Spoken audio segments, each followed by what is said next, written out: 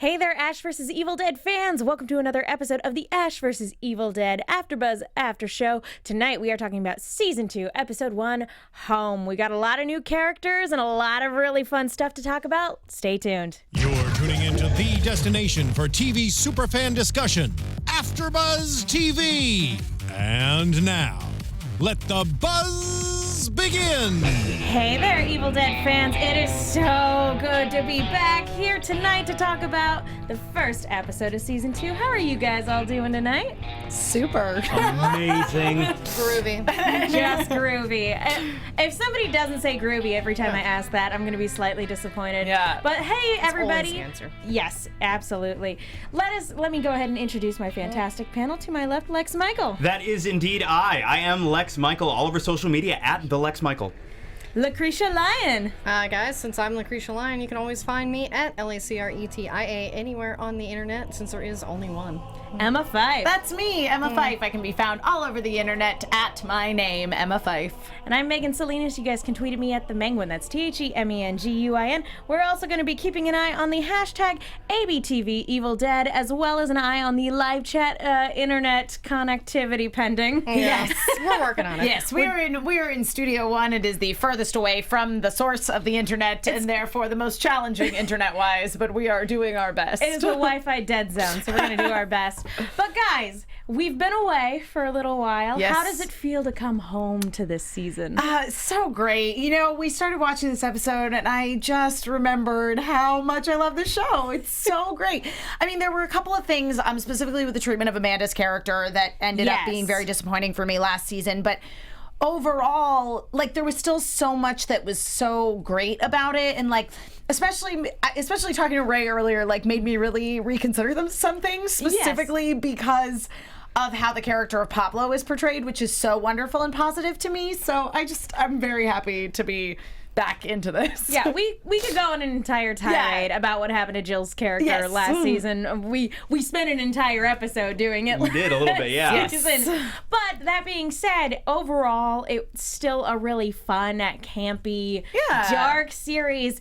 And we get all of that in this episode, I think. And what's great is you spent the first season setting up this new iteration of the world. Yeah, and sure. You build your sandbox, and now you have full reign to play in that sandbox, and they jump right into it immediately. You're giggling at me. I'm going like, what's happening?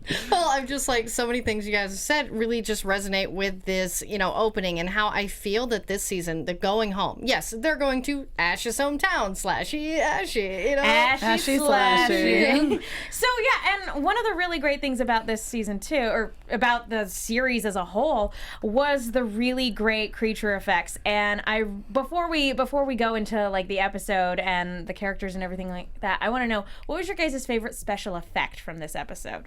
Oh, definitely the now grown-up creepy kid, like, dissolving into a puddle of brain goo.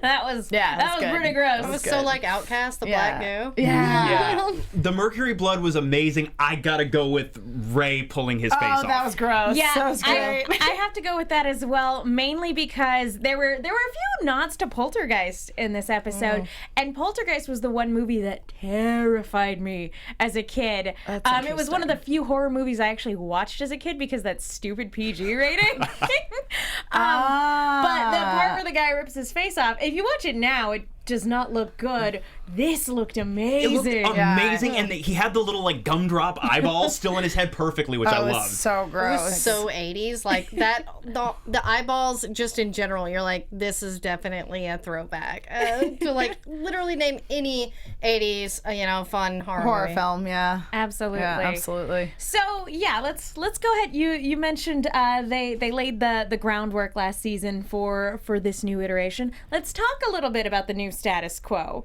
because we have evil sort of slowly but surely running amok in the world, and Ash is down in Jacksonville living it up. Yeah. Or so he thinks anyway. What is the his dream includes what may now rank among the most distressing expressions I've ever heard. Something about spicy man meat in a mother-daughter sandwich. That's exactly what it was. So like we know where the bar is set. We know exactly what he wants to be doing, and that moment. Our hero, ladies and gentlemen. Yeah, and you get to play on expectations in wonderful ways because the first promo image for the season that was released, if I'm not mistaken, was him at that keg party killing the keg with the chainsaw. Yes. Absolutely. You see it, even knowing that's coming, I think that moment still plays absolutely wonderfully. I agree, and at the same time, you are dealing with Ash, who you are led to believe, certainly in all the various like reiterations, if you will, of the initial Evil Dead story, like he becomes more and more sort of that like charmingly misogynistic if there is such a thing. Yeah.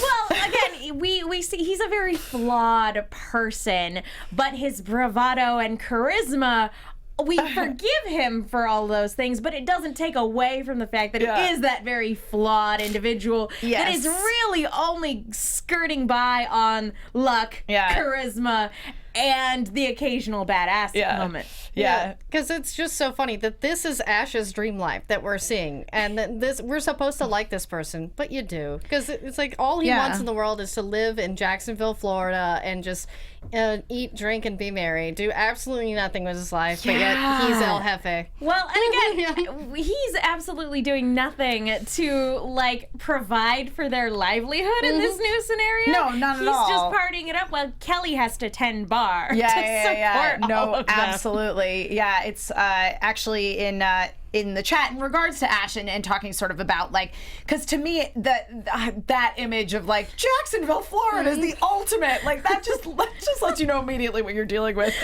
But Christian in the chat says that Ash's dad Brock is way more badass than he is, and Blockbuster Bill thinks he is a major asshole, which kind of explains a little bit about Ash. Well, I think the line that Lee Majors delivers in this episode that maybe explains everything about Ash is when he introduces himself as Brock and then follows up by letting you know that if you want to, you can call him Cock. And Kelly's immediate reaction of, you're Ash's dad. It is not difficult at all to see, that Ash in his own way is a chip off the old block. Yeah, absolutely. Racism is even more blatant. Yep. Now, although being introduced to Lee Majors, it's really exciting whenever we get an actor like Lee Majors in a show like this.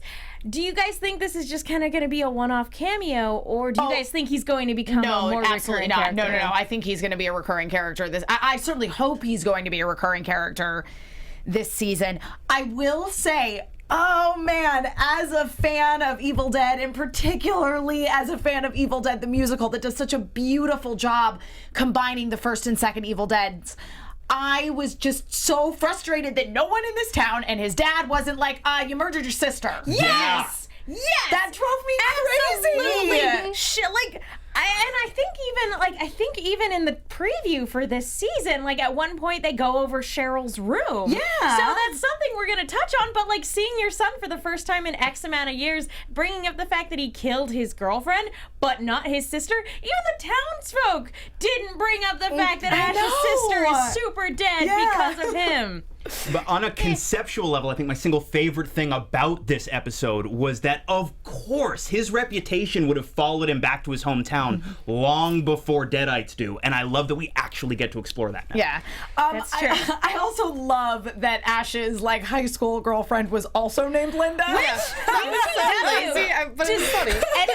Does anybody find that as like a horrible, ominous cloud, like now hanging over her? Right, but now I'm like thinking, okay, so maybe actually Ash went to a cabin a few times and they were just all named Linda. He's got a type. It's like Ron Swanson on Parks and Rec with all the Tammy. It's like, it's all Linda's. It's always Linda. It's just always Linda. That could be a decent headcanon reason for why they look different in every movie. Yeah. Is they're actually all different women They're named all Linda. And he different just Lindas. has luck that's That'd be bad. hysterical. I love that. It's canon now, guys. Yep. So yeah, let's talk a little bit about Ash going home and the legend of Ashy Slashy. Ashy Slashy. Which, did you guys ever like grow up with any like hometown ghost stories like that? Because as a kid, like Bloody Mary was always a thing. Sure. Yeah. I mean, yes and no. Yeah, I can't think of anything specifically for my hometown when I grew up. But there are definitely a few. I lived out in the middle of nowhere. There were definitely a few like sketchy houses on the very very outskirts of town that like no one would go to. Yeah, we had a graveyard in my hometown that was like old and creepy, and like the street's name is not Werewolf Lane because we would name a street that. Sure, but that's sure. what we would call it, like Werewolf Lane. There's all this creepy stuff. I went in that graveyard like 100 times. At night. Nothing ever happened. Yeah, with a Ouija board. And with a Ouija board. Yeah. Perfect. You are crazy. You were like really pressing it. was Yeah, a cool I kid. mean, like in our, for some reason, my town thought it'd be real cute to have a whole neighborhood named after like Sleepy Hollow. Like the name of the development was Sleepy Hollow, and so like literally all of the roads were named after characters from that story. So That's awesome. Yeah, I grew up in South Florida, in specifically in Boca Raton, which has not been developed long enough for there to be much of like the hauntings and spirits and all that. You'd have to go all the way back to like the Spanish conquistadors coming to Florida looking for the Fountain of Youth for there to be any like exciting potential ghosts. Potential ghost stories. So, but Ash himself has become like that like creepy rhyme that children do, do to scare each other and give themselves nightmares at night. And again, it totally makes sense. And I'm kind of surprised that the townsfolk don't immediately run him out of town when he walks into that bar. I mean, they basically try to. I think that scene to me went down approximately how I thought it would, but I really enjoyed Ash's conviction to being like, you know what? I am Ashy Slashy, and I'm here to save you all. And you're gonna thank me. Exactly. And I wasn't crazy. I knew exactly what I was doing when when I I murdered all those friends. people. Yeah, that was my favorite one. Yeah. Leave it to Ash to not be able to adequately explain the situation. Yeah. But I want to. Each of the characters is kind of going through their own thing right now. Ruby's dealing with her unruly children. Ash has his dad who he has to worry about, and Kelly. We touched on it a little bit, having to have supported them financially at this point. We also see that when she's confronted with the evil version of herself. Again, another, I think like most of the nods to the original Evil Dead trilogy were with Kelly this time around. We're pointing out that like she's a more competent leader. So I'm wondering how long is this family unit going to stay intact when we have Kelly thinking she's more qualified, right? Ruby, who wrote the Necronomicon, Seriously, Ash being himself, and then Ash's dad telling him, you kind of murdered everyone. You're a terrible person. Yeah. Actually, Joe in the chat said that he has a feeling that Cheryl's death will be addressed this season, and it seems like they are treating it as a big deal. So I would like that. I would like that too. Just because I'm a big subscriber to I went to a cabin with all of my friends. Again, it's entirely because of Evil Dead the Musical. But, well, yeah, Evil Dead. Speaking of Evil Dead the Musical, it's playing in Long Beach right now. I know, at the Garage Theater Company. I've done plays with them before. But yeah, so for all of you Los Angeles locals, you can go check that out until, I want to say, October 16th. Yeah. Anyway, how do you guys think the leadership dynamic is going to change this season with all of those different factors kind of changing up the group dynamic? I mean, given her history, Ruby is certainly poised to be a better leader than Ash. She's a little smarter than he is. However, I think she's smart enough to know that she's got to make Ash feel like he's the one in charge. Yep. And I do think that obviously we're starting to see a little bit of like, my interpretation anyway of Kelly versus Kelly was like Kelly's sort of inner voice fighting with her. And so I think that's certainly something that we're going to see addressed this season. And my hope is honestly that, I'm sure we'll get some conflict out of it, but my hope is honestly that Ash will eventually be like, you know what, Kelly, you take the lead. You know what I mean? I would love an episode where she gets to like take charge and like lead everyone. Yeah, because to me, like her inner monologue with herself, I was thinking the same thing, because Kelly is the most level-headed. She's actually the most, fucked up by this, let's just say totally. it, throughout her journey, and is still the most level-headed one of them. So yeah, she should be leading this, you know? Yeah, I feel like, though, Ash's ego is such that he wouldn't voluntarily step away from leadership and allow her to assume that role. It would be a situation where he is out of commission or unable to be proactive. She would step up. And then he's forced to go, oh, I underestimated your abilities. Yes. Yeah. Especially with his underlying misogyny, you know, he's never going... Is it underlying? It's underlying. No, I'm pretty sure it's overlying everything. Yeah, everything. But yeah, it's like he's not going to say, oh yeah, a woman should be in charge. But, you know, his cheeky little self eventually gives in. Exactly. And I think that Kelly certainly could prove herself, and that would be really fun and cool, and I would love to see that. Like her shirt. It said, fuck the clock. I was buying that. In the hashtag on Twitter, at BBusterBill asks, you think Pablo and Kelly will be a thing? I mean, in the finale last year, she called him my Pablo. This is a funny thing is, last season, I didn't want them to be together. But the more I've thought about Pablo and how, like, he's kind of the damsel and, like, the magical girl of the group, like, I sort of want them to be together now. It's always tough when you get a pair that's always presented as, like, a brother sort of sister relationship. Like, with that platonic love there. Because on the one hand, it's like, I would love for more shows to just go that route. Like, we don't have to have a romance every single time. I agree with you on that completely. But it's really hard to take off the shipping goggles. And just as a fan, it's like, no, be together, kiss, kiss, kiss. Well, and it's like they're both so inherently likable, and they play off of each other so well. Yes, they absolutely are. And they're also, this group, the two of them, Ash and now Ruby, are on their own little island, surrounded by all of this horribleness. So you just want them, if only so they can have a nice thing. Yeah. And especially, again, with a show like this where there's lots of comedy, but, like, there's also a lot of darkness, and they're a group that is collectively very traumatized by everything that they've gone through. And Ray touched on it in our interview with him earlier, but, like, Pablo in particular, he's gone through so much dark stuff, and yet still actively seeks out the light and that optimism, and even when things are at their absolute darkest, still tries to smile. And it's like, that's just so endearing, and you want a character like that to be happy, and Kelly would make him happy.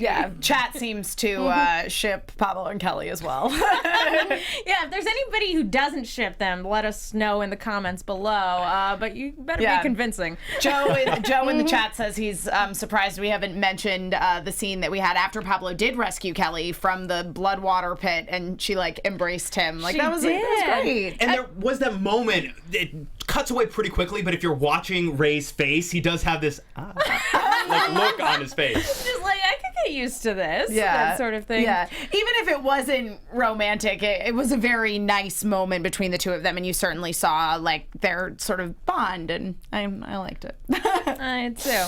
So let's talk a little bit about Pablo and his connection to the Necronomicon. Because I think altogether that's probably the most unsettling aspect of this episode. You know, we had guts all over the floor, and I still think that the creepiest thing in this episode was Pablo sketching the Necronomicon. The guts on the floor was hilarious, for the record. Pablo sketching the Necronomicon and then having, like, a serious full-on, like, Necronomicon hallucination freak out. That was terrifying. Yeah, absolutely. And even that moment where he just grabs his hand to, like, stop from sketching. It was like, no, we can't keep losing appendages in this group. Exactly, that's the thing.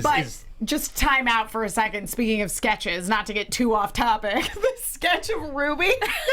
Did it look weirdly like the Enchantress to anybody else? That's immediately what I thought. I was like, that kind of looks like Enchantress. You know, good job, Pablo. That's funny. That was so hilarious. It was Ash's ride. And Brock's reaction to it, where he was like, "You guys looking for Bigfoot?" Did you draw that with your chainsaw? Yeah. But so obviously we have some lingering effects from the Necronomicon. Being part of his face? Yeah. Which I really appreciate that, like, it's not like, oh, everything's fixed now. Like, there's still something deep within him that is tied to this very evil book. Yeah. Well, and it's a way to explore what we established even before we got there in season 1, where he's obviously the nephew of the Brujo, and he's got some connection to this magical realm. Right. And he himself is not fully aware of what that is, but this is just a way to kick those doors open. Yep. But like something that like we touched on in the interview with him is the pendant that he got from the Brujo last season. It did absolutely nothing to actually protect him from being taken over by the Necronomicon.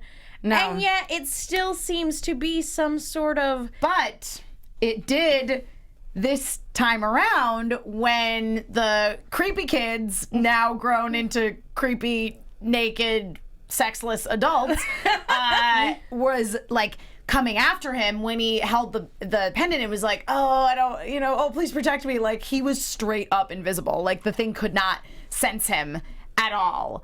But I also was having like terrible visions of my cats turning on me because they like get up in my face, kind of like the thing did to him. And I just, I was very emotional when Ruby was having her confrontation with them. Well, my cat loves me, so that's what you think, Lacretia. Ruby thought that the creepy kids loved her. What I also thought was interesting was that one of the creepy kids calls Ash Fyffe, and Pablo's the only one to do that. Yeah, that's true. I think they did it to kind of like throw it in his face because according to the Necronomicon, he's the savior of humanity. Yeah. But yeah, there is clearly that tie because why use that word specifically unless you're talking about the legend, that the Brujo, imparted onto Pablo. So yeah, it's interesting. I want to keep talking about... I could talk about Pablo for the rest of the night, just talking about like what this means and whether or not this is going to be something he's going to be able to combat or if he's going to have to kind of walk his own path away from the group to kind of like do his own little spirit quest sort of thing. Well, and Ray did hint at it in the interview earlier about, Pablo's journey being more similar to Ash's in the movies. So that may have been hinting at he's going to have to go his own way. Well, and then he specifically made the comment about the chainsaw hand, which at first I went, well, it could be joking, but then we see Pablo's hand acting of its own accord, and I'm going, what device will go on Ray Santiago's wrist? I mean, we've seen that he's able to make a robot hand. Let's hope he has a few spares so that if he happens to lose one, he can, he has one at the ready. And it should always be your weapon of choice. But Pablo, as Ray pointed out as well, hasn't chosen a weapon. Not like Kelly, who's like flamethrower. So we know what she would have on her hand. But Pablo, what would he do? Like waffle iron? Something weird. Something weird. Yeah. But yeah, I like the idea because Pablo hasn't been able to find a weapon yet. Yeah. As he pointed out. I would really like it if like he can just like later on down the line if like he could just tap in to his connection to all this magical stuff and that's his weapon. Maybe the amulet can act as like a conduit. That's what I was saying. Like, I want him to be the magic user of this group. He needs to be Magic the Willow missile. instead of the Xander. Exactly. It takes magic users a while to become useful. Like in the beginning, as you say, it's like magic missile, and then finally you get like fireball, and it's like, oh, thank goodness, I can actually do something other than like use all my MP immediately and throw darts. But been there.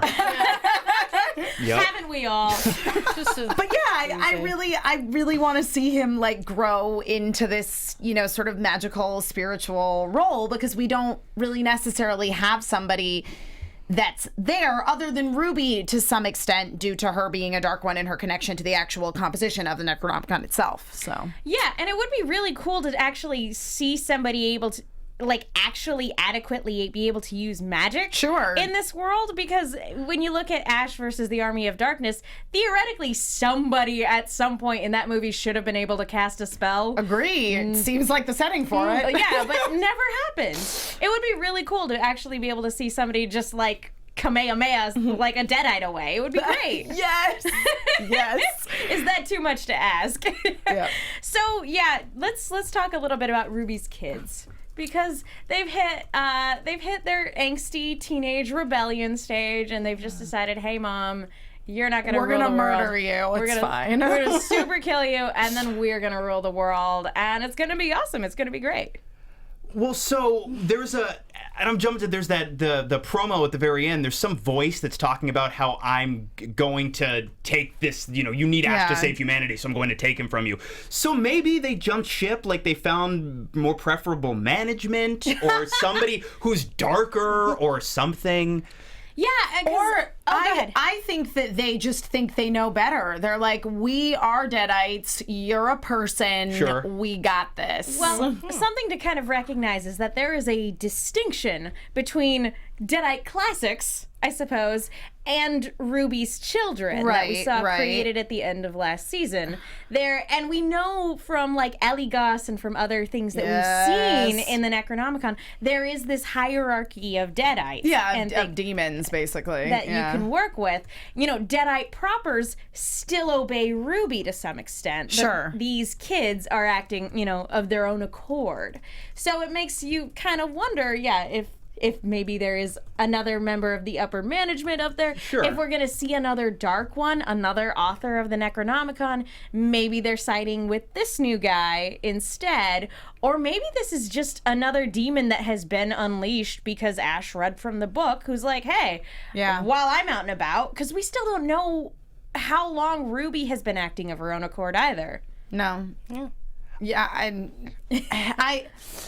I am happy to see Ruby become part of the team this season. Even if it's very likely that she has her own motivations that might not end quite so well for Ash if he can't figure her game out. Curse your sudden but inevitable betrayal. Yeah. I am excited to see her be part of the crew and not be this mysterious outlier. Yeah, I grabbed the season 1 Blu-ray release and I listened to all the commentaries, and it was interesting listening to them talk about how they only had Lucy Lawless for some of the time while they were shooting season 1, so it seemed like they were figuring out what to do with her character as they went. And you can feel that a little bit in places. Yeah, I could see that. Okay. But I think having her completely on board full time from the jump, I think it'll be a lot easier to organically integrate her.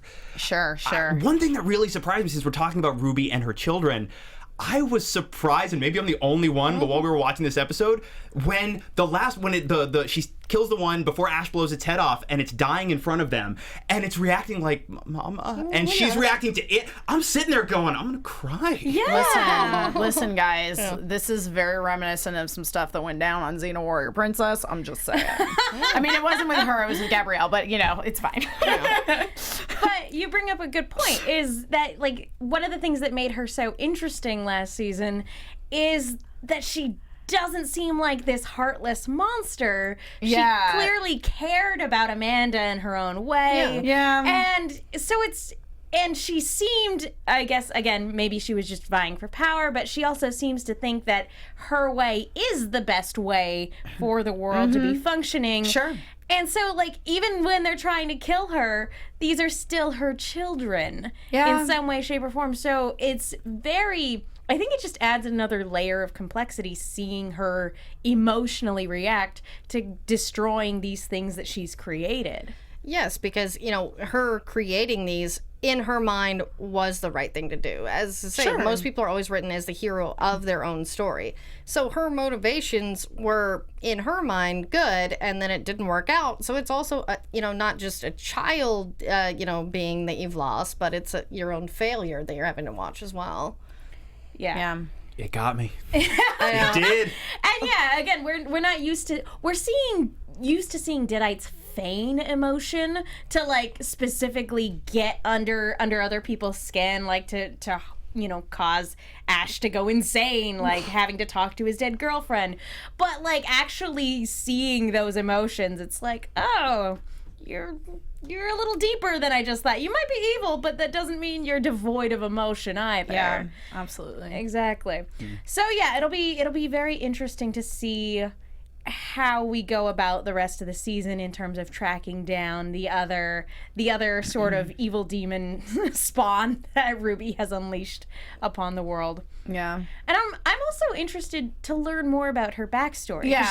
She just casually mentions at the start of the show, I've worked with Genghis Khan, and I've worked with so many great leaders, and I have to turn to Ash of all people for help. This is a huge blow to my ego. I don't know what I'm gonna do. Yeah. So again, it's very interesting hearing her, just tidbits of her story here and there. Yeah. Yep. Yeah. Yeah, I love how Joe M1K in the chat says Ruby and Ash. Will that be a thing down the line? I don't think so. Yeah. No. I sincerely hope not, and I also really don't think it will be. I mean, trust me, I very much enjoyed it. It was very in character for Ash to basically be like, should I save her because it's the right thing to do or because she's hot? Yeah. That was great. But I don't, I think she's going to be like any woman is to Ash. Yeah, just blow him off. And to me, I think Ruby swings the other way just by a lot of the hints last season, especially with Amanda. I'm like, I think she'd be more interested in Kelly. Probably. Yeah. Very drawn to those strong female characters, that sort of thing. Yeah, the two of them together, Ash and Ruby, does not sound Interesting. does not Yeah. sound good. It doesn't sound fun for anybody. Yeah. Honestly, Nah. I don't see Ruby getting shipped with any member of this crew right here, just because she wants to take over the world. She did a terrible thing to Pablo, and she's at the end of the last season, she was constantly trying to kill them. I don't see any Eventually, romance. you're gonna have to talk about some of this stuff, and it's gonna get a little weird. Yeah. I feel like this right here is awkward for everyone involved right now for numerous reasons. Ash even turned to them at one point and was like, "You guys are cool with that, right?" And they were like, "No, absolutely not. We do not consent to this." I love how Blockbuster Bill says, yeah, unless she's a Linda, If Linda's her middle name, maybe, but... That's another thing. We've brought in a Linda that Ash is clearly attracted to. I know. And played by Michelle Hurd from Daredevil Yes. and Law and Order Special Victims Unit a long time ago. But yeah, great actress. And she was the only one in that bar that was kind of like Hey, Ash. still on board with him. You know what I mean? Like Yeah. everyone else is like, let's burn him at the stake, and she was like, guys, he might know what he's talking about. Yeah, and even not Ash in is so like, many words, but you could tell. You all are degenerate screwheads. Not you, Linda. You're great. You're Yeah. wonderful. So good. You're just a treasure. So the only other thing I kind of want to touch on is I really liked sort of the synergy between the end of last season and the beginning of this episode, because actually it was directed and written by the same two folks who wrote and directed the last episode of last season. Rick Jacobson was the director, and it was written by Craig DeGregorio? Yeah, he's the showrunner. Yeah, I'm so sorry if I mispronounced that. But yeah, I think it's important having, the showrunner steering the beginning and the end. And kind of the only other thing I want to bring up is, according to Wikipedia, it doesn't look like Sam Raimi has directed any of the episodes this season. So on the one hand, it's like, that's kind of a bummer. On the other hand, a lot of returning directors from last season are coming back. That's so that awesome. is really exciting. Yeah. And I feel like I trust this team enough to be like, and that Sam probably trusts this team enough to be like, no, guys, you got a handle on it. Yeah, You guys absolutely. are fine. Yeah, I mean, it was such a good episode. So many little moments, especially like the $6 Million Man bit. Like, we were all expecting it, but it still was great. Yeah, I think it was what made it work was how underplayed it was. It was just like, it was almost a throwaway line. I was a big fan of the Kandarian bayonet. That was pretty great. Yep, that was a good one. Well, any other thoughts on this episode before we move into predictions? Just loved the final interaction between Brock and Kelly, where he's like, you and the illegal, get out of here. Kelly, would you like to have dinner with me? That's a hard pass. I'm gonna go with no. Yeah, all right, let's go ahead and move on into predictions. And now, your AfterBuzz TV predictions. It's kind of hard because we've spent a lot of this episode sort of speculating. Sure, This is the sure. First episode, Yeah, laying a that's what you lot of gotta do. groundwork. I'm gonna go ahead and just say I feel like whoever is this other enigmatic entity, he's going to try to drive Ash crazy. Because at one point we see Ash in the straitjacket. Jacket. I feel like he's specifically going to target Ash's sense of guilt. And I think bringing in his dad and touching on the fact that Ash's sister is dead is going to be instrumental in trying to break him. For sure, yeah, and the guilt is definitely a real factor with Ash. It's part of the drinking and the whoring and all that. All of those defense mechanisms. Push aside those feels. I'm interested to see what goes down with Pablo, especially after talking to Ray earlier this evening. I wanna see where this magical journey takes him. I truly believe that he's gonna become like all-powerful shaman Pablo. I want him to be a wizard. Yeah, basically, that's exactly what I want. And I'm just waiting for Ted Raimi, guys. Yeah. I'm just here for Ted Raimi. Yeah, I'd like to see Pablo become a shaman. Failing that, if he also loses his hand, I'd like to see some fun cyborg appendages on him. Heck yeah. But Megan, I want to piggyback on your prediction and also tie it into what we're talking about before about potential leadership roles within this group. I think we're going to see Ash torn down about as far as he can be, and that is going to enable both Kelly and Pablo to rise to more prominent positions. And I think we may see them saving Ash more than the reverse. Mm-hmm. Yeah, I like that. To me, I see Ash is, he's the aging leader. So eventually there is going to be this shift in like Kelly and Pablo taking a more powerful role, whether Pablo becomes a wizard or not. But I sure hope he gets a fabulous robot hand if he does lose it. Yes. All of Malcolm Merlin. But yeah, like I really do, care more about the journey with Kelly and Pablo. Like I love the Ash stuff, but we know Ash. Let's get to know these two and where they're at. Because Kelly hasn't dealt with a lot of her stuff yet. Yeah, and the thing is as much as we love Ash, and we talked about this a lot last season too, we love Ash, but as a character, he's not going to really grow and change. That's what's the best part about him. Yeah, exactly. Yeah, he's a little like Batman in that you can't arc Batman out of being Batman because then you don't have a story anymore. Yeah. I mean, the most you can do is allow him to care about other people and to deal with his issues to an extent. Right. But yeah, any more than that, and he's no longer Ash. Yeah, exactly. The only way you could really do that where Ash at the end of the story is very different is if you go, okay, this is the end. We've reached the end of Ash's journey. Yeah, you're absolutely right. And I hope that doesn't happen for another 7 to 8 years. Yeah. Same. For another several seasons, just to say the least. Yeah. I agree wholeheartedly. Any other final thoughts? No. Margarita's on you. You know what? I always do that when I'm leading to. I'm like, any thoughts? Nobody? Okay. All right. Well, then I'm going to talk to you folks really quickly about iTunes. Folks, thank you so much to everybody who's gone to iTunes to rate, subscribe, leave a comment. We love hearing from you, and it is the best way to let our bosses know, let them know that you like the show that we're putting on. And if you guys do rate and leave a comment, you will get a shout out on the show. Sadly, my phone is not bringing up iTunes at the moment. Yeah, so I've got nothing. It's that dead zone. I was going to say, mine's coming up saying we have no reviews at all, and I'm like, that's sure that's not right. That's not correct. So I'm not sure what the issue is. I don't know. We will read off whatever we have next week. Hopefully we'll, assuming we're in a different studio. But yes, thank you guys. We will give you a shout out on the show. In the meantime, keep those YouTube comments coming too, because we love hearing from you in the live chat. It is a highlight of my week going into iTunes and YouTube and just seeing what you guys have to say. So thank you all so much for tuning in. Lex, where can people go if they want to find you? People can find me all over social media at the Lex Michael.